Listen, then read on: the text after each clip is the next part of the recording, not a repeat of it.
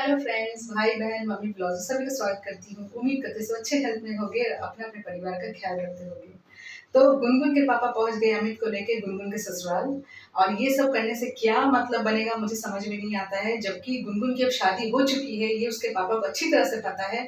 और जब लड़के चूज हो रहे थे तब तो गुनगुन के पापा का कोई अता पता नहीं था। यहाँ बेटी ने एंगेजमेंट तोड़ दिया, तो यहाँ पे अब वो सवाल करना है अपनी बेटी से कि तुमने अमित से क्यों एंगेजमेंट तोड़ दी। तो एंगेजमेंट तो टूट भी गया, शादी भी किसी और से हो गई। अब आप ये सब बातें करके कोई फायदा बनता है? किराए का घर, अपना घर, ये सब आप जो बना के रख रहे हो, मुद्दा पैदा कर रहे हो, ये सब मुद्दा से कोई मतलब नहीं है। हाँ, ध्रुव आपका दामाद है, अमित आपका दामाद नहीं है, तो उसका अपना घर हो या किराए का घर हो, उससे आपको कोई मतलब नहीं बनता है। ध्रुव के पास किराए का घर है।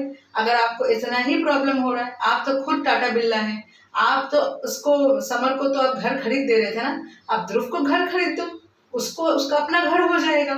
इसमें इतनी दिक्कत की क्या बात है? बेटी को तो आपने शादी में कुछ दिया नहीं, दे दीजिए एक घर, आपके पास तो बहुत पैसा है। तो आप इतना इशू बनाने से क्या फायदा है कि अपना घर देख के शादी करना चाहिए था, इससे शादी कर ली है, इतना अच्छा लड़का था। तब आप कहाँ थे जब लड़के चूज हो रहे थे और आपको बोला गया था कि फोन करके चलो बोल दो तुम्हारे पापा मम्मी आते हैं तो ठीक है, नहीं आते तो कोई बात नहीं। तभी भी तो आप लोग कोई नहीं आए, और अब इतनी बातें आके बना रहे हैं किस लिए? गुनगुन का रिश्ता फिर से आप खराब कर रहे हो उसको ससुराल में। अभी गुनगुन की सास है नहीं घर में, आप उस लड़के को लेके आप चले गए।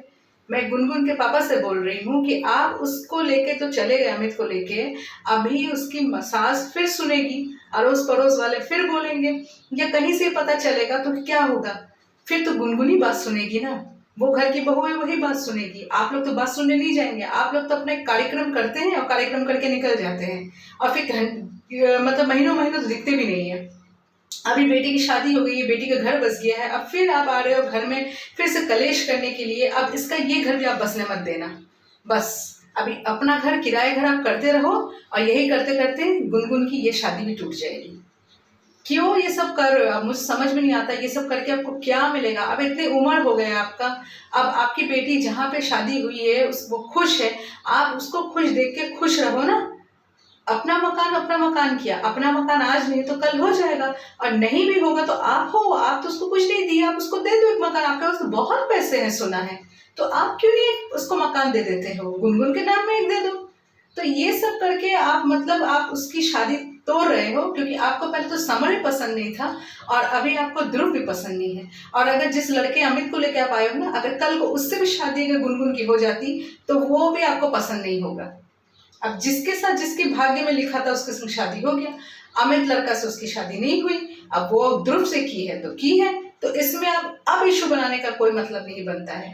बस फ्रेंड्स, आप क्या बोलते हो? आप भी मेरे साथ यही अग्री करोगे कि अब तो इशू बनाने का कोई मतलब नहीं है, अब तो गुनगुन की हो गई शादी, अब तो हनीमून जाएगी और जो भी होना है अब इसी से जो होगा होगा। अब क्या जरूरत है अब अमित को लेके आना, वो भी खाली घर में, ऊपर से गुनगुन के ससुराल में? कोई ससुराल में उस लड़के को लेके जाता है जिससे उसकी शादी टूटी थी? तो चलिए फ्रेंड्स, आज के लिए इतना ही। जिसको मेरा आज का ब्लॉग अच्छा लगा तो प्लीज एक लाइक जरूर कीजिएगा, जो मेरे चैनल में नए हैं प्लीज सब्सक्राइब जरूर कीजिएगा। तब तक के लिए बाय बाय।